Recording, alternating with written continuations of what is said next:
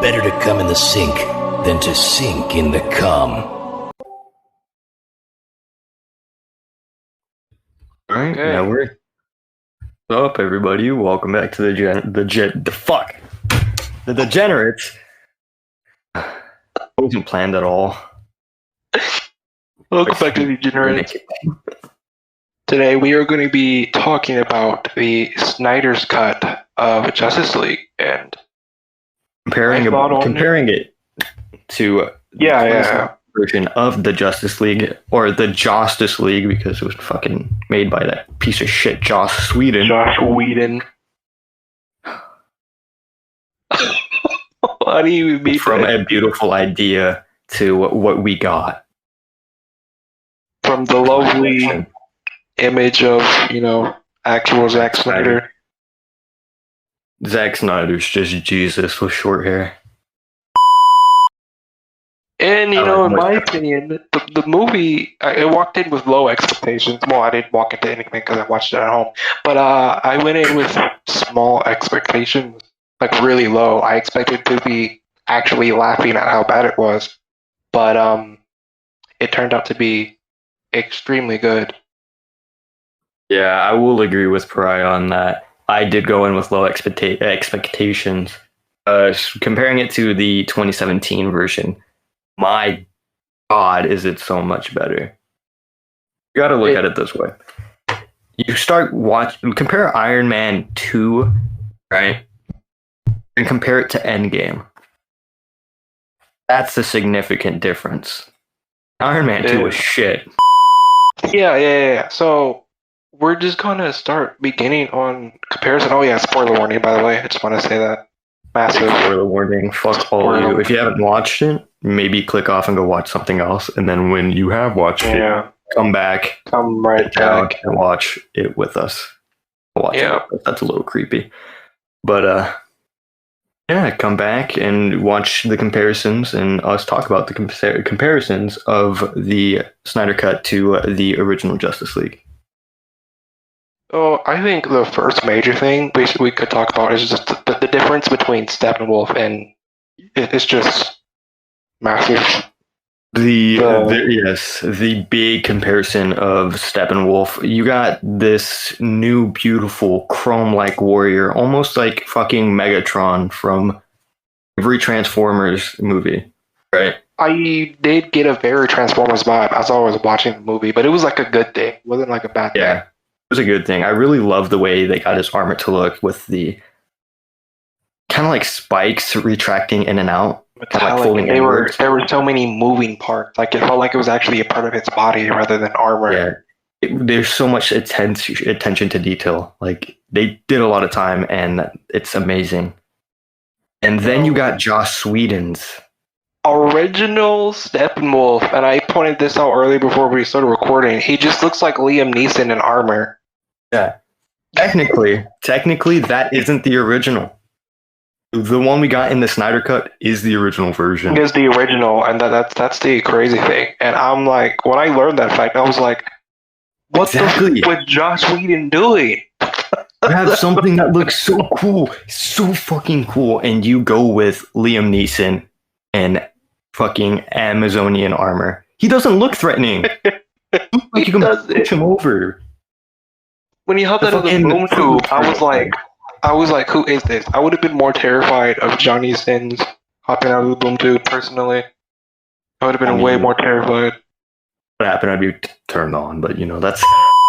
It's just, the difference is just, it's crazy. It's horrendous. The original is just bad. Next thing I think I will bring up, it's probably character development, and like when it comes to character, especially Cyborg got like one of the biggest upgrades. Oh, for sure. I don't remember which part it was. I think it might have been part 3 or part 4. Cyborg, you really get to see the inside of the mind of Victor Stone, not just Cyborg. You really get to see how he sees things compared to the 2017 version, which I don't really remember, but I don't think it was present at all. It was just Cyborg there. Cyborg mourning the fact that he's Cyborg. I think they like briefly explained how he became Cyborg, and that was about it. They explained that he had a freak accident, mother box, and he's metallic now. And his father walked in, and he's like, "I hate you." Father leaves. Wonder Woman talks to him, and he flies away. That was basically introduction to Cyborg in the Justice League. Yeah, it's so bad because even in the promotional trailers, you see that like football, like where he was at that football game, and they completely wiped it out of the movie. But I am very happy that Zack Snyder decided to bring that back because, my God, is it one of the highlights of that entire movie? It made all his choices seem better. It actually changed some of the things he said and did a bit. And so you actually felt like you were watching a character and not a CGI felt like you were interacting with a human and not an actual cyborg. Yeah. Which That's is what I not, Cyborg, he's an ironic character because he's half machine, but he shows so much emotion. So you should show that he's an actual character. Yeah, exactly. I agree with that. Now let's move on to another difference, and I feel like this is a kind of a big difference if you're paying attention, or you will. It's actually a very noticeable difference. The cinematic compared to the screen wide ratio. Yeah, that was actually when it comes to. I was like intrigued when I heard that they were changing the ratio. I was like, why are you doing that? But then I actually rewatched the original cut of Justice League, and then after I watched the Snyder's cut, and I realized actually how much it actually helps the Snyder's cut to change the ratio. Makes the heroes feel more impactful. Like they feel like these higher than life beings. They feel powerful. In the original Justice League, it didn't seem that way. They just seemed like your stereotypical movie hero. And that's usually the problem with a lot of like hero movies in general, is that widescreen. And yeah, widescreen looks good. It's appealing to everyone. It looks better. But it's in a superhero movie, Zack Snyder did, it is so much better because everything feels more impactful. I feel like the widescreen format really, when it comes to superhero movies, I think it only works for Endgame, and Endgame specifically because there was so many heroes on the screen, especially in the climactic battle. So it worked well for that specific part. But when it comes to where it's like a couple of heroes or one fighting someone else, it's just like you're extremely, like you're on a building and you're watching someone fight in the clouds. Just like unimpactful. Yeah, exactly. Yeah. I really do think that Zack Snyder made the right choice with that. And yeah, it came out very, very amazing, especially that one shot where it's all, I think, 6 of them. They're just standing there. Yeah, I think so much more impactful compared to the original Justice League where they were just there. And since it was widescreen, they were just there. It was just a cinematic shot. It didn't feel impactful. No, I'm going to go back to character. Before I do that, I want to talk about fight scenes because not really just the fight scenes, but like the impactfulness of them because it actually feels more fluid and like they actually got hit rather than just. In the original, it felt like there were like no stakes, in my opinion, in the original. It just felt like nothing was happening the entire time in the original. But with the newer one, as they were fighting, I was, oh wow, it happened. I just can't really explain what I'm talking about, but it was just different. Like there was weight to the swings. Like it was just interesting. Especially the Themyscira scene where you get the first mother box. That entire scene is completely different. It's slowed down, as most of the things are in this movie. It's slowed down, and I realize I'm sensitive thing with Zack Snyder is how he likes to specifically focus on moment. where Josh Whedon kind of just rushes things. There's this one specific scene where I think Steppenwolf. It's in that same scene with the Themyscira. He hits the Amazons, and they fly into the wall. And then you see them fall down. In the Joss Whedon version, it just shows them hit the wall, and then it cuts. But that's that's not the impactful part. The corridor clue did that up,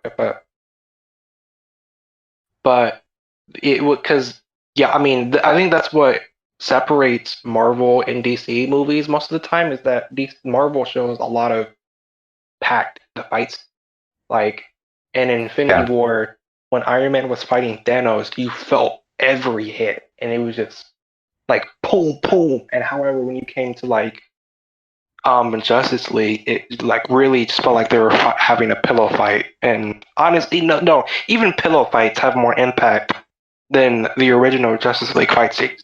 I will agree with you there. Yeah, the original Justice League did feel like a pillow fight. It felt like you ever get hit with those little sticky hands you get from like school, like a school treasure chest. It felt like getting hit with one of those compared to getting hit with a fucking boxing glove. And let's talk about another huge difference: the story. The story is completely different. There are a lot of scenes that stayed. Yeah, but it's a completely different story. But story is definitely the overarching difference of it. The fact that Darkseid is actually mentioned and shown in the movie, how in the original, like we don't even know who Steppenwolf is or why he's doing this. Like if he's working, it's not really explained well. Right, it's just shown like, oh, Steppenwolf, he wants them other boxes, and that's it. That's literally all it was. But the introduction of Darkseid, it gives it a purpose as to why he's doing it, because it's a redemption story for him. And I find it interesting on how they don't immediately show Darkseid as like this strong figure in the flashback. They actually showed him get beaten by the old gods, which I find was an interesting choice because he wasn't even wearing armor then either. So that shows that he wasn't there. He's probably a little more. That's what I was gonna say. Another like huge difference in the story is characters who were introduced, like the Martian Manhunter. When I saw Martian Manhunter at like that post-credit scene, it was actually a pretty big movie because I was like, I wonder how they're going to treat his character. Also, the introduction of Aquaman was also treated a little bit better, in my opinion, as well. There wasn't much difference, but there was still a little bit of a shift how they treated his character. Yeah, and then let's talk about the Flash. That entire scene with where he's getting trying to apply for a job. Yeah, well, the job scene. Actually, I enjoyed that entire scene. Everything about it was actually, for some reason, it was just extremely enjoyable. And when he starts running, I'm assuming that was Iris West. I'm assuming. Yeah, I want to say it is Iris. When when her car flips and he starts running and you see his shoes break from his speed, I love that part. Oh, it's just so cool. Exactly. That scene, hands down. It's one of the best. I love it so much that every now and then when I'm walking, I just stop to turn my feet like he did. I don't know. It's just weird. It's so satisfying to see. I just like to see the shoes break, and then he presses the glass, and it moves like water, and then it cracks. Oh, I'm like, that was so beautiful. That was so beautiful. The way it moved, like you said, like water, and then just shatters. Yeah, so cool. And then I don't know. I know because of CGI purposes, he kind of tapped her to move her down to the ground, but I chopped it up to like realistic science because he didn't want to actually grab her, because if he did, she'd probably explode. So yeah, everyone in that courtroom on the boys. Right. So he tapped her and used momentum to bring her down to the ground instead of grabbing her from the air, which would most likely rip her arms off, which I found an interesting choice. And I don't know if it was just me, but when he looked at the hot dog, my mind went to the completely wrong place. I think that was you. That was me. It was only me. When he looked at it, I was like, what are you going to do with that? Oh my god. Yeah, no, I don't. I was like, Mary, this is unconsensual. I mean, the Flash is a hero. He's not a rapist. I was confused. I was like, you better not put that in her mouth. I was like, bro, what are you doing? But then he puts it in his pocket. I was like, oh, okay. I was like, never mind. Oh, also, before I forget to mention this, we'll talk about the introduction of the way the Snyder Cut starts compared to the way the original Justice League starts. Yeah, with Superman dying and Justice League, Batman vs Superman. Yeah, they show the him screaming in slow motion, and it shows like it ricocheted across the planet pretty much. When in the original, it's just kids vlogging. And you get to see that horrible CGI lip. That horrible CGI lip. I understand the purpose of it, but they never got it right. It's still when I first watched it, I didn't know why his mouth looked so weird. Subtle details like that can change something that was horrendous, like the original Justice League, to it actually making sense, and it's not just vague and confusing. Back to character, I think Batman also had an upgrade and character in the story. I like how he mentions the nightmare that he has. Yeah, and they actually make the nightmare scene thing relevant, because originally it was just thrown away. It was just something to be shown. He doesn't talk about it at all. Even when he sees Barry Allen, the Flash, right? They never mention it again. And this actually plays into a theory made by Matt Pat, so you guys should go check that video out down in the description. Yeah, it's crazy. Very crazy. It was insane. I actually am interested if that's the direction they go in the theory. I believe that's the direction they should go. I'd say Matt Pat is like 25% of the time right. Yeah. Other times where he's like completely out of like left field, like it's not true at all. Like it's so far from it, but but Batman, I just didn't like the way Batman was treated in the original Justice League. He kind of seemed pointless. Like just kind of like a stereotypical brooding guy. He did nothing the entire movie. Yeah, but. Yeah, like you said, he does serve a lot more purpose on this one, and that's what I like. The overall, just Snyder Cut, it is way more impactful, just based on things they do with character development. Think about it. All those other characters, the original Joss Whedon version, it's not impactful at all, and that's because you were lacking in character development. He went back and also forced. Yeah, it's forced. It was forced. I mean, I understand why it came out bad, because he had to step down. Sweden, come on, dude. Was it really that bad? I think the problem was because it was Joss Whedon instead of another director. Because Joss Whedon, of course, directed, I believe, the first Avengers. I think he did Age of Ultron. I'm not sure, but he did first Avengers and Justice League. I couldn't help while I was watching the movie to think how much this feels like Avengers, but like a darker version. And I was just like, yeah, I agree with you there. It was like an elementary school doing a fan-made short film of Avengers. That's what I felt like the original Justice League was. However, in Zack Snyder, everything feels to flow so much more naturally. The conversation, they feel like real conversation instead of just actors on a screen reading a script. Exactly, they feel like real people. It's not like everybody feels like Cyborg. You get what I mean? Not everybody feels like a fucking android. And that's what I like. Those, like I said, those subtle, like small changes really helped the overall movie. This is a little nitpick for me. It's not a big deal. It's just a tiny thing that's just personal. I was offended that Darkseid didn't have his hands behind his back. I was personally offended by that because it's a thing. He's powerful, so he feels like he doesn't need to use his hands. So he should have had his hands behind his back. I'm just saying. That's just one little nitpick I have. Yeah, I feel the same thing when I watch Johnny Sims films. He never has his hands behind his back. He's so powerful, and he never does it. So, yeah. What do you think of the look of Darkseid, by the way? Look of Darkseid. I don't know how to feel like. I feel like it's good for the universe it's in, the DCEU.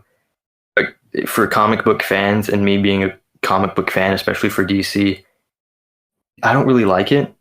And that's only because it just doesn't feel like it was in the comics, but I realize, not everything has to be comic book accurate. So I'm a little on the fence on the way he looks. I feel like it looks good for the first, like, live version that we've seen of Darkseid. Yeah, so. It's kind of. I hope it's kind of like a Thanos thing where they kept going through the design, so they perfected it. Exactly. Actually, Thanos had so many changes the times he appeared. It was like red at first. I thought it was Red Skull when I first watched it. Yeah, oh my God, and I think everyone was like, "Oh my God, Red Skull's gonna be the next villain." I remember when that was a thing.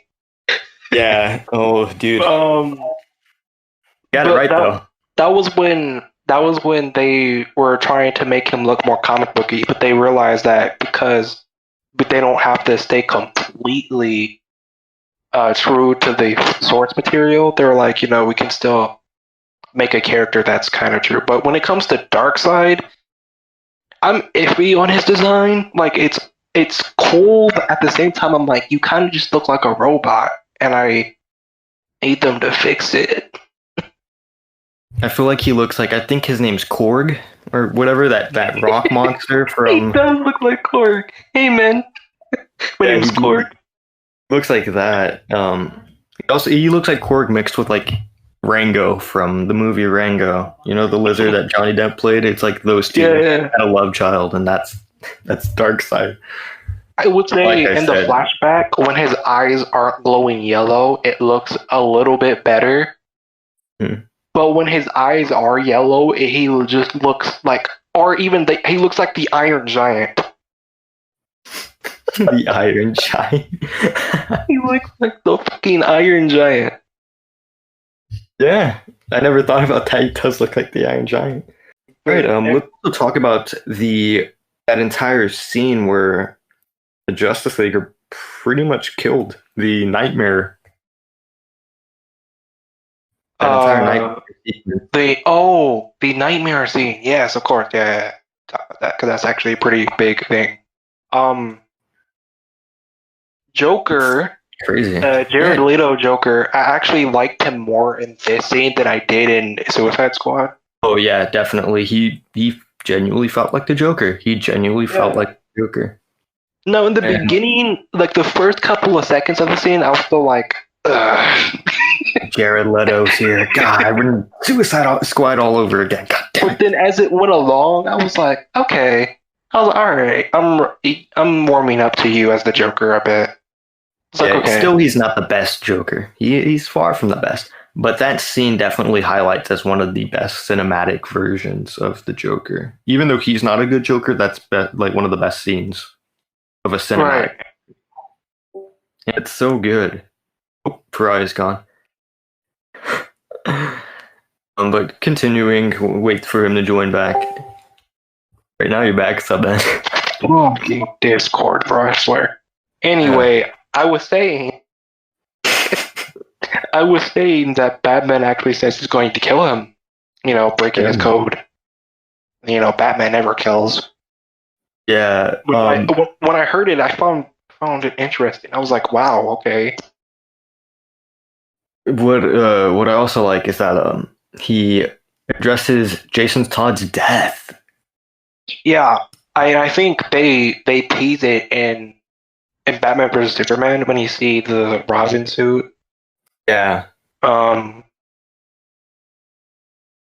Like spray painted, I think. Yeah, and I forgot what it said on it, but yeah, but it was a real big, like, just burn.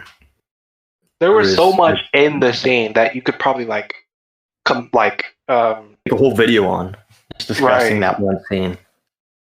And then Flash, the future Flash suit. I wonder how you feel about that, like the time travel suit. The time travel suit. I genuinely like it. Do I think it's better than Ezra Miller's normal Flash suit?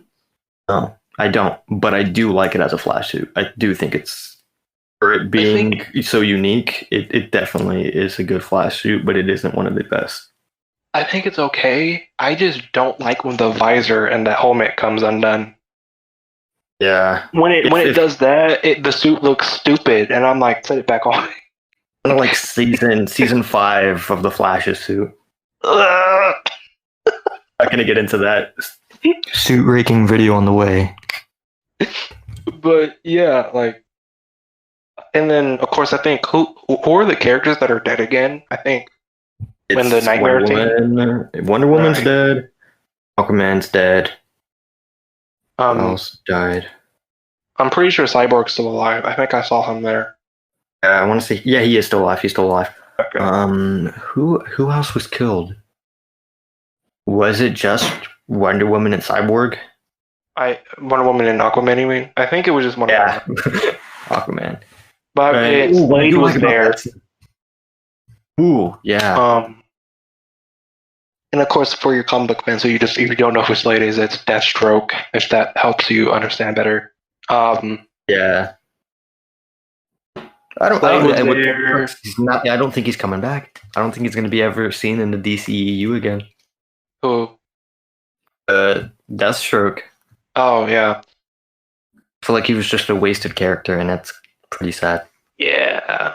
Because like Doomsday, they wasted Doomsday, bro. Oh man, Doomsday has so much more potential than how they treated him, but looked weird too. Yeah, he did. It's like the lizard from fucking Amazing Spider-Man. Like Abomination from Edward Norton's Hulk. There are so many bad CGI superhero things that have happened. Just ugh. And yeah, okay, so let's talk about, well, we've already kind of at the end. One more thing I would like to say about Darkseid is the beams that come out of his eyes. Oh, they stayed true to the comics. They stayed true to the comics. I love how the Omni beam still curves, because if they didn't curve, I was going to be a little upset. It would have been more realistic, and those people who are like, immersiveness is so much better. But it's a superhero movie, and I'm glad they stayed true to the comics with that one. Yeah, that was a good move by Zack Snyder. Which is why I found it weird on like his eyes glue yellow, because I was like, the Omni beams better not be yellow. I was going to think so. They were red, and yeah, they were red. It was great.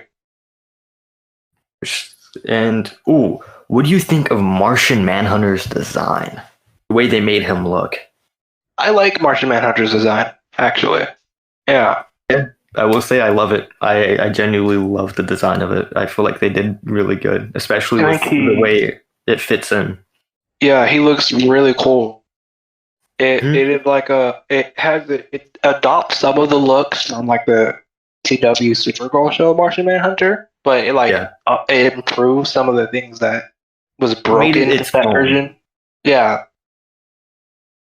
And it was so unexpected. For years, it was theorized that, Martian Manhunter's going to be here. He's going to be here. Nothing. And then he was finally there, and it was so good.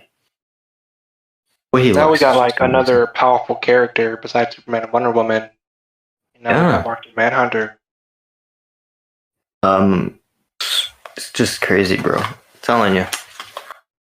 I'm still curious on how they're gonna treat Green Lantern and what they're gonna do. Yeah, that's another thing we never talked about. There's 2 Green Lanterns in the movie, and one of them's Kilowog. You guys don't know who Kilowog is. is the pig. Kilowog's like this. Yeah. And it is very interesting to see him there. And now, we know the existence of the Green Lanterns, so we're just waiting for the Green Lantern to show up. If they bring Ryan Reynolds back, I am done with the DCEU. I don't think Ryan Reynolds wants to be brought back as Green Lantern. I don't think he does. Oh, yeah, no. Ryan Reynolds literally talks bad about it. The fact that it was in the Deadpool movie where he killed himself, that signed up for it. Oh, that's, yeah. I feel like Ryan Reynolds is a better Marvel hero than he is DC. I mean, I don't think he wants to come back. It was a good casting choice, but God, the movie was not good. Yeah, it was so bad. It was like how Andrew Garfield felt about The Amazing Spider-Man. He was a good choice. He was a good choice, but Andrew Garfield was so upset with the writing choices that they made. Yeah. God, there was only 2 movies. Oh God, the second movie was so bad. Anyway. I think we're at the end of the video. Unless you have something else to say. Only just a review on how compared to the 2017 review of what I think of the 2017 review and to the Snyder Cut. The 2017 review, I'm gonna give a 4 out of 10. Only because it did continue off from where the other ones were going, and I like a continuation of a story, but it was just flat, dull, and just bland. Snyder Cut, I am going to give a 9.7 out of 10. Almost perfect. It could have done some things better. Time. Other than that, it deserves all of the praise it's getting, and I will give it a 9.7 out of 10. For me, the original Justice League, I'm going to give a 2.5 out of 10. Because I just didn't enjoy it as I was watching it. I wanted it to be over. Anal sex. Honestly, to be honest, Wonder Woman 1984 is worse than the original Justice League in my opinion, but still, I still didn't enjoy it very much. When it comes to Zack Snyder's, I will give that just a 9. I was going to give it an 8 point something, but I think that's too low. So I'm just going to give it a 9. There are some things that could be fixed, but, because it's not perfect, but I don't think any movie is. But otherwise than that, yeah. I think it's pretty great for what it is. It's a standalone. I think it stands alone in a title. So I would definitely love to see a continuation to it. Zack Snyder did. It needs to be continued. It needs to be continued, especially with Pat's theory. Like I said, if you guys want to go check that out, link in the description. But with that theory, would love to see Zack Snyder kind of go along with it and see where it goes. Great. This has been a very interesting video. Sorry we were gone for so long. Yeah. This has been Degenerates. If you guys like what you saw here, maybe consider subscribing, leaving a like, comment on what other videos you would like to see from here. And if you want to go check out our separate channels, those will also be linked in the description as well. Thank you and goodbye. Peace. Shot in the dick.